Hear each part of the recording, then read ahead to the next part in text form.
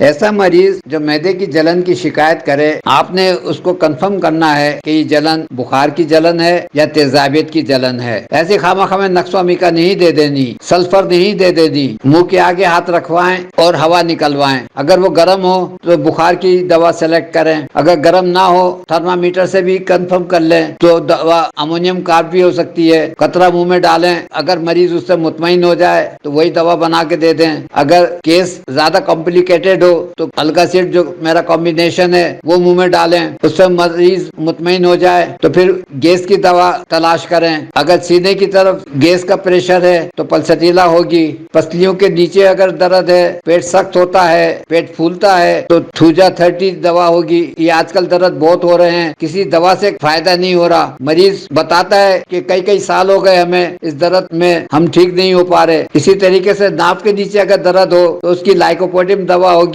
قطرہ منہ میں ڈال کے مریض سے کنفرم کر لیں، جس سے مریض مطمئن ہو جائے وہی دوا بنا کے دے دیں۔ ایک مریض میرے پاس آیا کہ میرے معدے میں درد ہو رہا ہے، جگہ پوچھی تو پسلیوں کے درمیان جو کھڈا تھا وہاں پہ درد ہو رہا تھا۔ میں نے کالی بائی کرومیکم 30 دی، اس کو تھوڑی دیر میں آرام آ گیا۔ میں نے کہا اس کے علاوہ اور تکلیف؟ کہنے لگے نہیں بس یہی تکلیف ہے۔ میں نے دوا بنا کے دے دی، وہ چلے گئے۔ کچھ دن کے بعد پھر آئے، کہنے لگے مجھے سینے میں جلن ہوتی ہے، گیسز کی بھی شکایت ہے۔ میں نے کہا اس دن میں نے آپ سے پوچھا تھا، کہنے لگے میں اس درد سے اتنا پریشان تھا، کئی ڈاکٹروں کے پاس گیا، کسی سے ٹھیک نہیں ہو رہا تھا، اب جب میں ٹھیک ہو گیا ہوں تو اب مجھے دوسری شکایتیں یاد آ رہی ہیں۔ تو معدے کے منہ پہ جو ورم ہوتا ہے اس کی پراپر دوا ہے کالی بائی کرومیکم 30۔ پھر وہی بات ہے، جب کوئی دوا دوسری دے دیتے ہیں مریض کو وقتی طور سے سکون تو مل سکتا ہے لیکن پرماننٹ کیور نہیں ہوتا جب تک پراپر دوا نہ ملے۔ السلام علیکم۔ انفرٹیلیٹی موجودہ بیماریوں میں اس کا نام بھی خوب لیا جا رہا ہے، ایسے کیسز بہت ہو رہے ہیں۔ میرے تجربے کے مطابق اس کے 3 وجوہات سامنے آئی ہیں۔ پہلی، مٹ کے جو جراثیم ہوتے ہیں جسے ہم اسپنکس کہتے ہیں، اس کی پرسنٹیج ہی قدرتی طور سے کم ہو تو اس کی مناسبت سے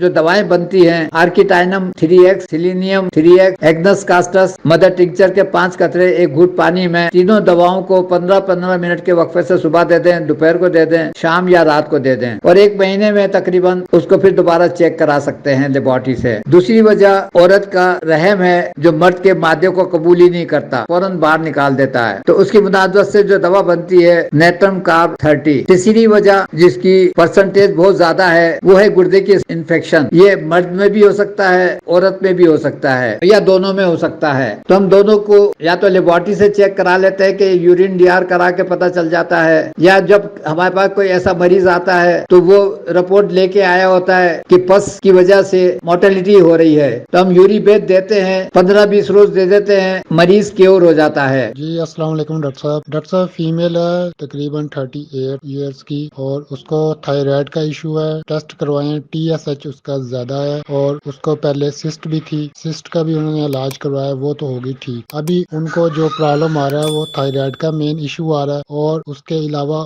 دوبارہ ان کو پریگننسی بھی نہیں ہوئی، تو TSH کی وہ 6 ماہ سے میڈیسن کھا رہے ہیں، اور پریگننسی ہوئی کو 6 سال ہو گئے ہیں، دوبارہ پریگننسی نہیں ہوئی۔ پہلے ان کی ایک بیٹی ہے، دوبارہ پریگننسی نہیں ہوئی، تو اس کے لیے تھائرائڈ کے لیے کائنڈلی میڈیسن شیئر کر دیجیے، شکریہ، السلام علیکم۔ بیرونی ممالک سے جو لوگ آتے ہیں ان میں سے اکثر لوگوں کو دستوں کی شکایت ہو جاتی ہے، تو ایسا مریض جب آپ کے پاس آئے تو آپ اس کو آرسینک ایلبم 30 دیں جو اس کی پراپر دوا ہے، 10-15 دن کھلا دیں تاکہ جو تبدیلی ہوئی ہے اس کے اثرات ختم ہو جائیں اور جو بھی وہ کھائے اس سے دست نہیں آئیں۔ اگر اس کے علاوہ کوئی اور دوا دیں گے تو مریض کو مکمل فائدہ نہیں ہوتا۔ انٹاکس بھی ایسے مریضوں کو فائدہ نہیں پہنچاتی، مریض پریشانی رہتا ہے۔ جتنے عرصے وہ رہتا ہے پاکستان میں نے اس کو پریشانی دیکھا ہے جب تک کہ آرسینک ایلبم اس کو نہ دے دی جائے۔ السلام علیکم۔ جو بچے پیدا ہوتے ہیں اور وہ کچھ پیا نہ جائے، الٹی کر دیں، تو اس کی مناسبت سے جو ان کی دوا بنتی ہے نیٹرم سلف 200۔ عموماً نارمل ڈیلیوری میں جب بچے کا سر بار بار ماں کے کولے پہ لگتا ہے، ہڈی پہ، تو اس کے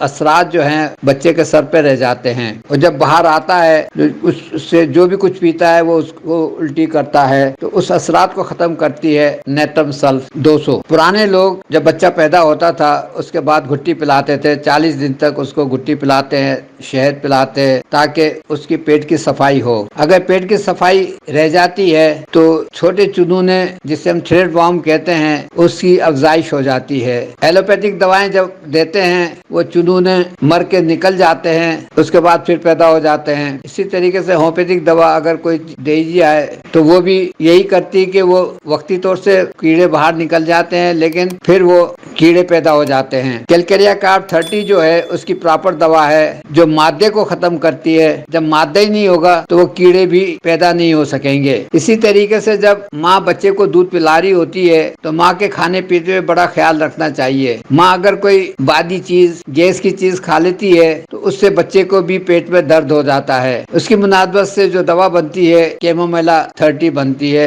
ایسے بچوں کا پیٹ سخت ہوتا ہے، پھولتا ہے اور روتا ہے بچہ، جب اس کو گود میں لیا جائے تو اس کو سکون ملتا ہے۔ 3 مہینے کا جب بچہ ہوتا ہے تو کہتے ہیں کہ دانتوں کی کھلی جما رہا ہے، تو اس وقت اس کو دست آتے ہیں، ہرے رنگ کے ہوتے ہیں، پھٹکی ہوتی ہے، اور وہ کسی دوا سے اگر روک دی جائے تو بچہ بے چین ہو جاتا ہے۔ تو اسی وجہ سے کہتے ہیں کہ دانتوں کے دستوں کو روکنا نہیں چاہیے۔ تو اس کی پراپر دوا بھی کیمومیلا 30 ہے۔ اگر ہم کوئی اور دوا دے دیتے ہیں دستوں کی ہومیوپیتھک میں یا ایلوپیتھک میں تو بچہ بے چین ہو جاتا ہے۔